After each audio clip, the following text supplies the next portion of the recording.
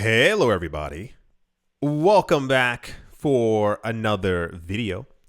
Hope you're all doing well and that you're all having a fantastic day. For those of you who are unaware, I took roughly around 2 weeks off. It was very much needed, a complete understatement. I make videos every single day. Yeah, I know. And it's actually quite difficult not to have an ado, if you will, but it's more of a explaining, as the last couple of days have been very spotty when it comes to videos. But I'm back, so the videos will be normal as usual. There is, as always, a lot to cover. I, of course, missed a gigantimous amount of news over the course of the last couple of weeks, and we are going to be going over the most critical parts because I was taken aback realizing exactly how much nonsense had been happening over the course of a 14-day period. And without further of that ado, yeah, let's jump right into it.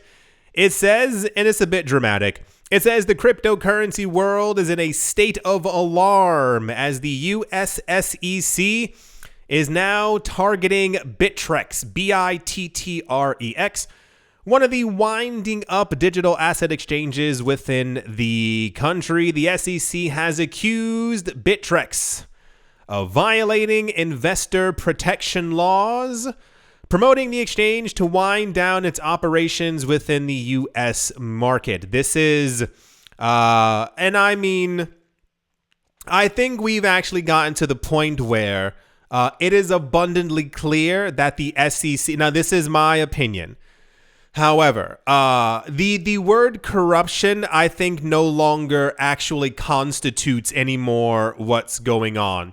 Over the course of the last 2 weeks, I have, of course, if I forgot to tell my friends, I was on a crypto break. I received a number of text messages and voice messages and calls and stuff like that. One of them from my uncle as well. Hello, if you are watching. And I was informed multiple times of it's weird, of the things that the SEC was doing. The congressional hearing of Gary Gensler and him basically lying his way completely through it, making sure that every time someone would, any simple question, Do you have a laptop? Well, I mean, you have to understand that computers are sold in stores, and as I am not a store, I don't have access to the things that, like, sir, do you use a laptop? Well, laptop spelled backwards is paplop, and people often don't know what that word means in Asia. It's just so mind-boggling to think that we've gotten to this point, and when you talk about the actual scope of things that are happening, as far as these people have claimed, and I mean the SEC have claimed for a while, that the cryptocurrency market is manipulated and therefore they need to get it under control.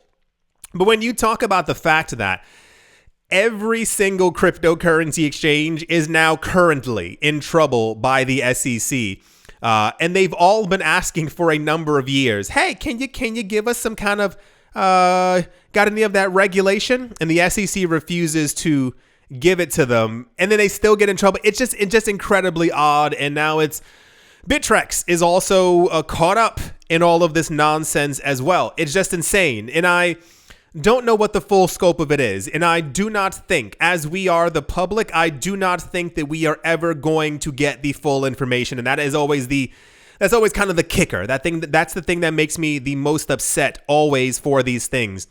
Because for me, my view, it is clear that the people within the SEC and or Gary Gensler are being paid by someone. Why is it not possible for these people to have given any basic level of cryptocurrency regulation? I don't think it's it's not random at all that every crypto exchange is now at this point also trying to take some type of legal action against the SEC. Like you wouldn't waste tens and hundreds of millions of dollars in legal fees and court fees to actually have to do something like this. But when I say, like, we'll never know, like, who's paying them? Why are they paying them? Why is this such a gigantic thing that they can't give simple regulation? You are the regulator. Why has every other country on the planet been able to do this? And every time that Gary Gensler is asked anything lightly about the cryptocurrency space, can you give us a metric as to why these coins are securities? What makes them a security? How do we make them not securities? What are the... Yeah, so been gone for a while and clearly nothing has changed. It says this is a worrying development for the crypto community, which has been grappling with the issue of regulation for some time. It's been far too long. Like it's almost insane at this point. The SEC's enforcement actions against Bittrex underscore how regulators are targeting everything, including Coinbase and Kraken, after years of pursuing companies that issue digital coins. Here's a tweet right here. It says the SEC has apparently issued a Wells notice to Bittrex for failing to register as an exchange. I feel like Bittrex probably also registered as an exchange, but you know, broker dealer and clearinghouse exiling Bittrex offshore, the same charges that the SEC filed against Biaxi. I don't know how to say that word. It says, are you listening, Coinbase? In my honest opinion, you are. Next. It's, you know how like you ever go on vacation and then you come back and you're like, oh my gosh, like everything has clearly changed, but like nothing, not a gosh darn thing has. This also ties directly into it. There's a video that people found of Gary Gensler. I don't know why he's here looking like the kingpin. I really don't understand this photo at all.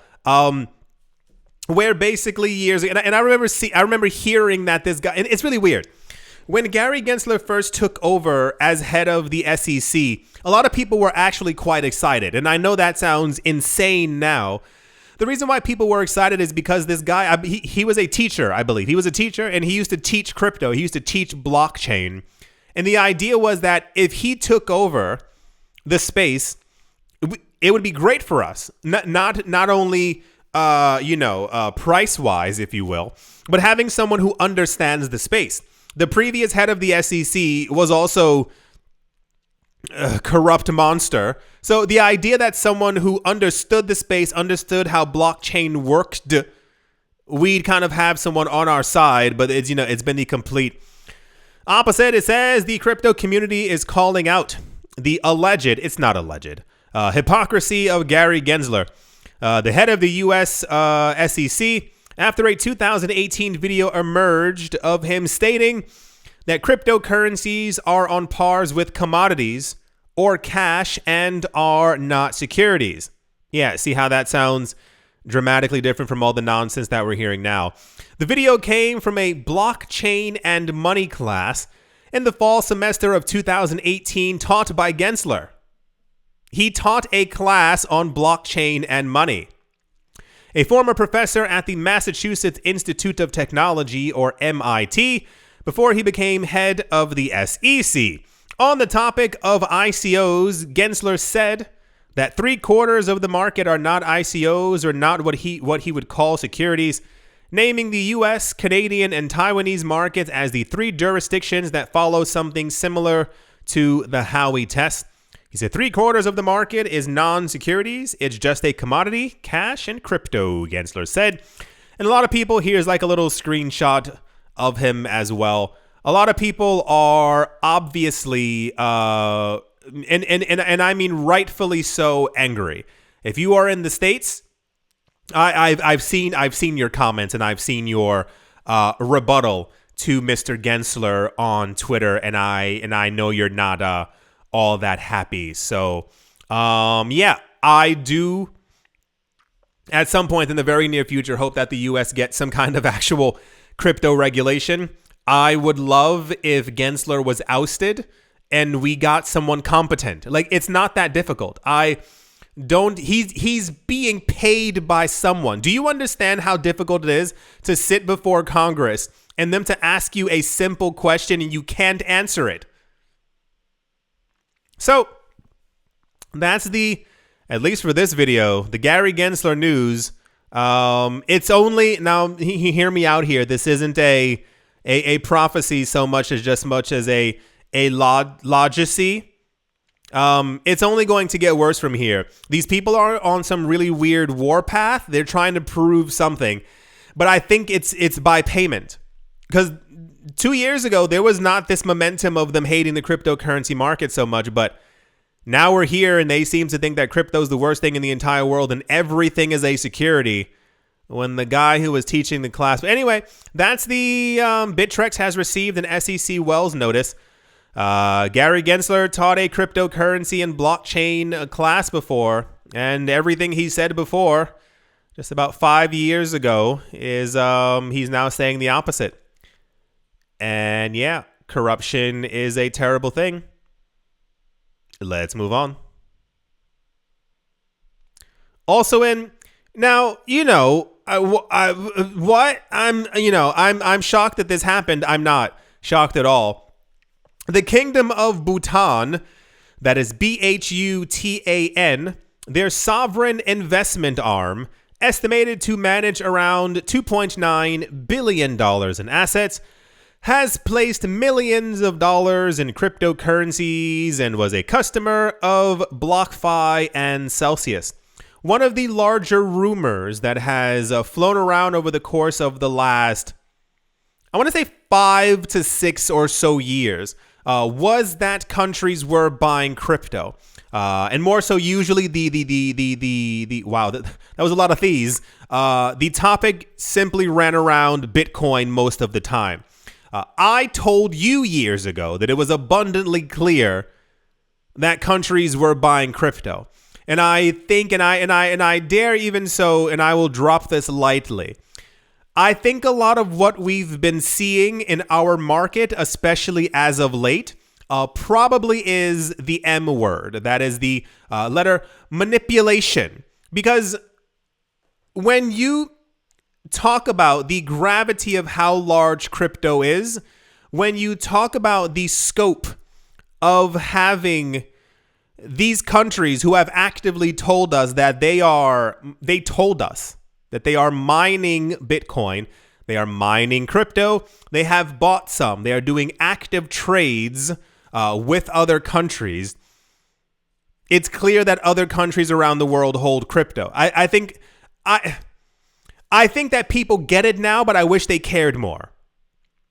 Because years ago, one of the main things was, well, no, governments would never touch a decentralized exchange. They can't do it. It's something evil to them. They would never.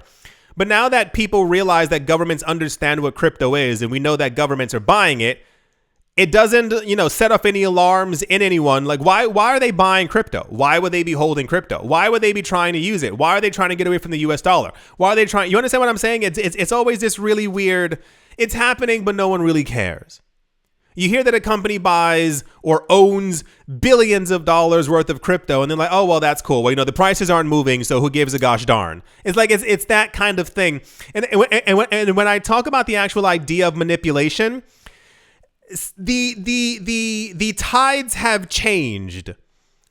We are no longer, obviously, like, I get it, like from a time frame. We're no longer in 2008. We're no longer in 2012. We're no longer in 2017. Crypto is highly established. Like, it is not worldwide used by 8 billion people, but everyone knows what it is. We're talking about a framework that is, and I use the word immutable, and this is why we're talking about a dozen countries on the planet that we know of are actively using Bitcoin and crypto, probably Ethereum. Maybe they're collecting Cardano. Who knows what they're doing? But this solidifies so heavily for me that crypto is going to basically be around forever. When you talk about circumventing the US dollar or wanting to get around any type of, air quote, government controls or the control on your country by other governments, and then we have crypto for it, and I don't understand how the public isn't riled up. We've seen these banks collapse. It's not just me, right? I wasn't on some weird thing where I was looking at the news and everything was really weird and like banks were collapsing over and over and over the course of the last like couple of months, right? And we have a new system. And the system that the countries are going for is blockchain, is crypto, is Bitcoin. And the public sits there oblivious almost not understanding or wanting to realize that their money is being devalued, and the thing that will continue rising in value is crypto. Not to give a speech, but it's this really weird thing, and we keep getting news that this company's into it. This multi-trillion-dollar company is buying, is minting, is staking, is doing all these things, and we hear about countries. In 2017, dude, if you had told me that there were 13, 14 countries that we knew of, and the U.S. included, the United States of America included, that hold Bitcoin, I would have gone insane. That sounds so futuristic and so crazy to me. But we hear this news now and everyone's like, well, the prices aren't moving. I think when you talk about sovereign wealth funds investing in crypto, I think that leads us to a conversation of, if these countries are trying to buy it, they're not trying to pay top dollar. They're probably trying to move prices lower so that they can get it at a lower price, while also not saying this country, but disincentivizing you from ever wanting to get into the market because they understand the idea that there's a network that transacts trillions of dollars without the help of the U.S. government or any other government, and has been running strong 24 hours a day, 365 for 14 years. There's a lot of power in that. Druk Holdings and Investments DHI, a commercial arm of the royal government of Bhutan, has grown a crypto portfolio without disclosing it to the public. Because why would they? The moment, and then even when geez Louise, when you talk about these governments not releasing this news to the public, obviously, imagine if we got news before, for those of you who missed it a couple of weeks ago, like weeks ago, the U.S. government, I think, what was it? Several hundred million and or low billions worth of crypto. I don't know the exact, you can find this somewhere online. Like type in how much Bitcoin does the U.S. government hold. You'll definitely find the actual number. It's from like raids and all this other nonsense that, they've been holding on to for years. Of course, they're not going to announce it. Like what a frenzy it would actually be if we heard that any current government, anything, especially within the United States, actively was like, hey, our currency is garbage. We need to do something else. We have moved on to Bitcoin. God bless all of you if you are still holding that piece of paper that has ink on it. People would lose their minds.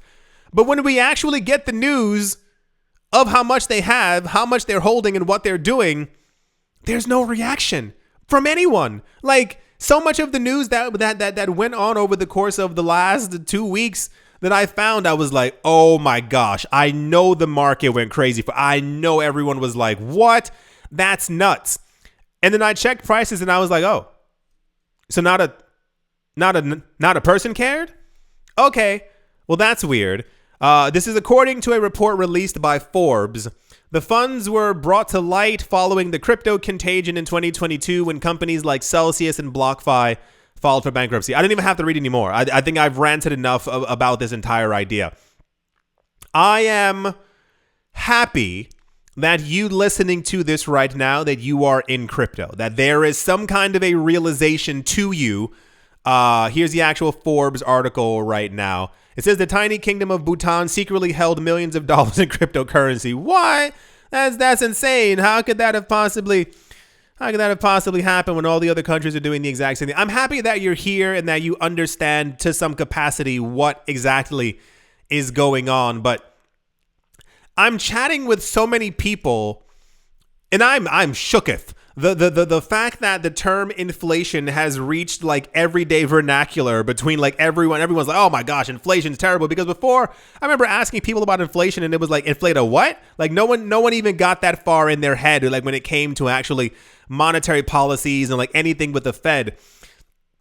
But it always like terrifies me in some sort of way that people never move a step further. Like there isn't a, why are our currencies inflating? Why is the cheese I was going to buy, it was $2.99 before, now it's $7.99. How do I get around this? How do I figure out a way? Like what's the, I don't know. I think once again, I think that most of the public kind of rests in a constant state of being, like Today's the day. Like, this is the only day, which it is. I get it. Like, not many people are looking towards the future because, the future is unwritten, as cheesy as that sounds. But at least you're here. At least you understand what's going on, or you have like a wider view, a wider window. Like, imagine if you weren't into crypto and you knew none of this news. It's so insane, like, what's happening. And anyway, that's the Bhutan. Kingdom of Bhutan has apparently been investing in crypto. We won't ever know the exact amount because it's their country's sovereign fund. But we got news about that years ago from, what was it? Was it Denmark? Denmark also has like a national sovereign fund. And I think one of the things that the fund was invested into, it wasn't a cryptocurrency company, but it was something that like holds Bitcoin. So the country like also directly, indirectly also holds Bitcoin, but also no one seems to care. That's the Bhutan news. And yeah, let's move on. Also, I thought people would have gone a lot more crazier for this. French multinational investment bank Société Générale recently announced the launch of its first stablecoin pegged to the euro. Apparently, it's called Euron, as in EURON. There's so many other ways to. Société Générale, one of the leading investment banks in France, recently launched a euro-pegged stablecoin on the Ethereum blockchain. That's the part that I was like, woo, everyone's going to go crazy for this because, you hear that there are companies and banks and institutions and countries who are part of the Ethereum, the Enterprise Ethereum Alliance. But then when we get like actual news that one of the largest banks on the planet is actively making a stablecoin, granted, but it's on top of Ethereum. That is to say, it's not on Cardano, it's not on Tron, it's not on Baloof and all these other things. It's on a very specific chain that we keep hearing is kind of like, the go-to chain for everyone, but also doesn't make popular news. Euron, terrible name, is a digital currency pegged to the euro. Got it. With a 1-to-1 ratio. Got it. Meaning 1 euron is always equal to a euro. I would have never gotten that. I'm so confused right now. The stablecoin runs on the Ethereum blockchain, and its smart contract enables its stability and security. Each time a new euron is created, the equivalent amount of euros is placed in a ring-fenced account to back it up.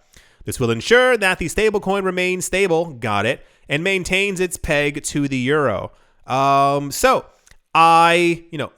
Riddle me this. How many banks do we need before people realize that something crazy is going on? Like, do you need like 15 major banks around the world to be building on top of Ethereum? Or was like Société Générale, you're like, oh, man, I need one more bank. Like, do you need 2 banks?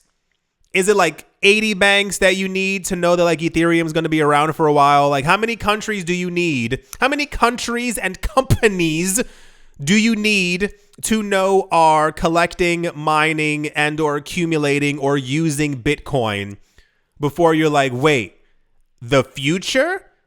Bitcoin might do something? I'm asking for a friend because I'd really like to know why so many people are perplexed as to why first of all, one, why the news is constantly about, and why we keep talking about Bitcoin and Ethereum. So anyway, one of the largest banks on the planet has created a stablecoin. It has a terrible name, but it's on Ethereum. That's all that we actually care about because as the coin is being used, it's burning Ether in the background, which is going to help the coin become more deflationary in the future. That's the euro-backed stablecoin under development by Société Générale news. And yeah, let's move on. What's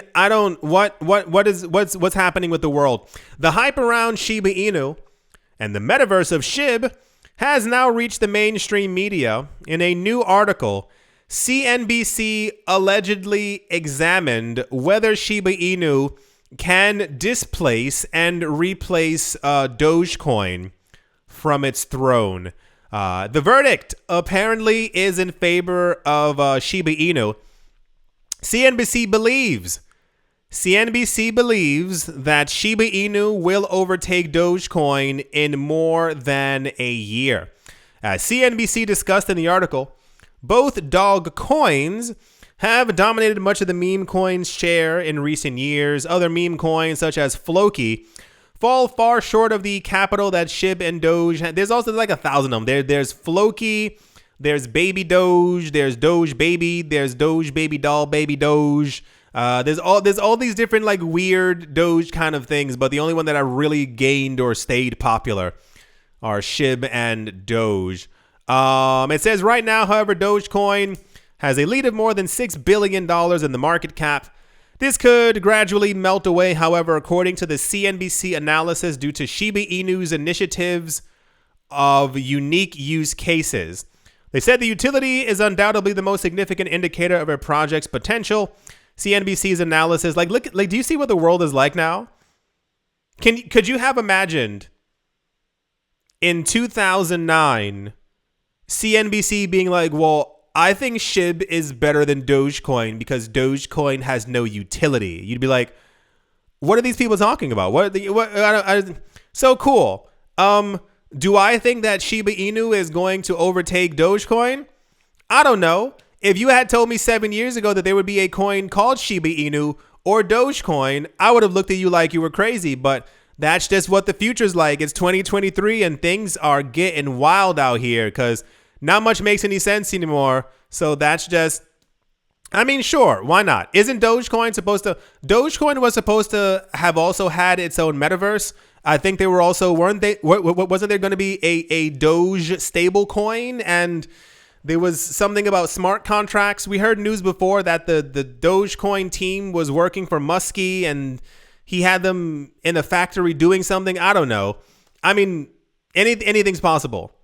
I told you, I'm pretty sure I told you all this story before, where I had a friend who had a whole bunch of Dogecoin, and then he sold it when he moved abroad, and I don't think he's listening, so I don't, he contacted me when Dogecoin was like 60 cents, and I could like feel the pain in his voice, as he basically found out he would have made like $60 million if he had just kept his joke coin.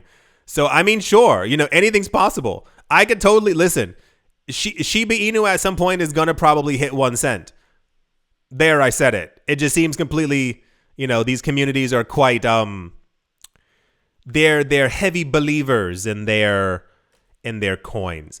That's the Shiba Inu versus Dogecoin, and apparently CNBC had a whole segment where they were actually talking about that SHIB is going to take it over in a year. I guess that leads us to like the middle of 2024. So, I guess that's the world that we're living in. News. All right. All right. Let's move on.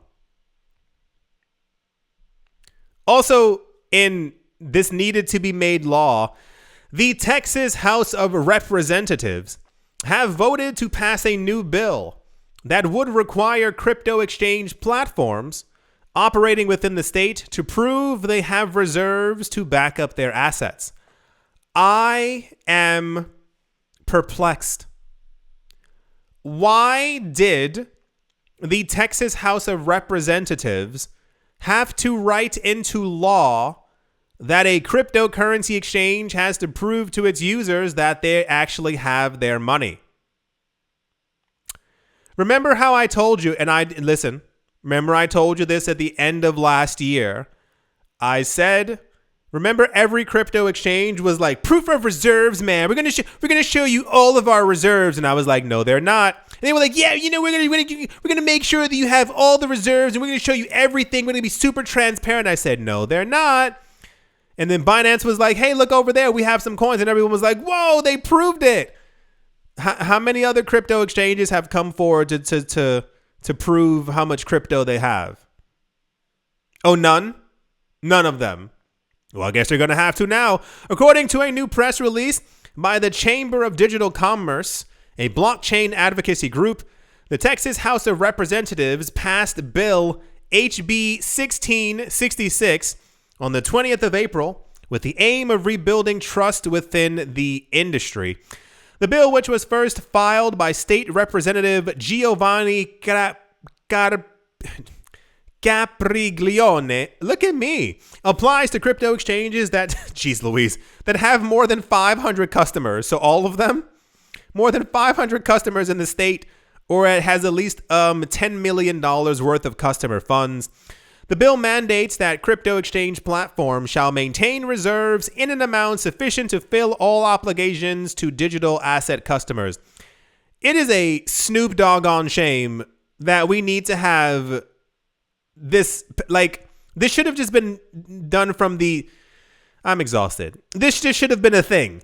We should have known from the get-go exactly how much money every crypto exchange, I don't need to know every single inner working, but prove to us that you actually are holding our Bitcoin, Ethereum, Cardano, Pepe coin. That also seems to be a thing. I know I was gone for 2 weeks, but you guys went a little bit nuts with all the meme coin stuff that's been going on. So yeah, not the most exciting news, but this should have been one of the most major news stories. So golf clap for the Texas House of Representatives for passing a bill that they should not have had to have passed in the first place. But now that they have passed it, people within Texas will have an extra degree of security knowing that their money is actually on the cryptocurrency exchange. Like, see how ridiculous it sounds, because that should have just simply been a thing before, but now it is.